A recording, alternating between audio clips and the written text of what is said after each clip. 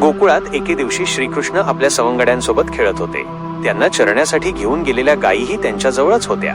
खेळता खेळता ते यमुना नदीच्या काठाजवळ पोहोचले. त्यावेळी कंसाचा मित्र असलेला बकासूर नावाचा राक्षस एका प्रचंड बगळ्याच्या रूपात तिथे आला. बकासूर खूप क्रूर आणि शक्तिशाली होता. त्याने पाहिलं की श्रीकृष्ण आणि त्याचे मित्र तिथे खेळत आहेत, तेव्हा त्याला खूप आनंद झाला. त्याला वाटलं, मी ह्या मुलांना खाऊन कंसाला संतुष्ट करेन आणि माझा सूड घेईन. त्याने श्रीकृष्णाला मारण्यासाठी लगेच योजना आखली. तो मोठा बगळा आपल्या तीक्ष्ण आणि धारदार चोचीने श्रीकृष्णावर हल्ला करण्यासाठी धावला आणि त्याने श्रीकृष्णाला आपल्या चोचीत पकडून गिळून टाकले. हे पाहून श्रीकृष्णाचे मित्र घाबरले आणि त्यांचे डोळे पाणावले. त्यांना वाटले की आता श्रीकृष्ण वाचणार नाही. बलरामही खूप दुःखी झाला. पण श्रीकृष्णाने लगेचच आपल्या दिव्य शक्तीचा वापर केला. त्याने बकासुराच्या पोटात आपले शरीर मोठे करायला सुरुवात केली.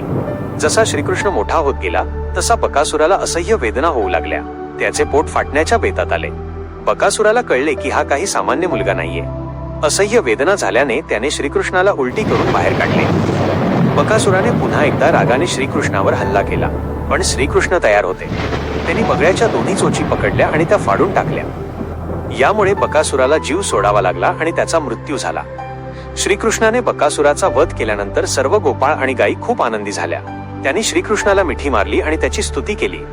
देवलोकातूनही देवांनी श्रीकृष्णावर फुलांचा वर्षाव केला. अशा प्रकारे श्रीकृष्णाने आपल्या बाललीलांमध्ये आणखी एका राक्षसाचा वध करून गोकुळातील लोकांचे रक्षण केले.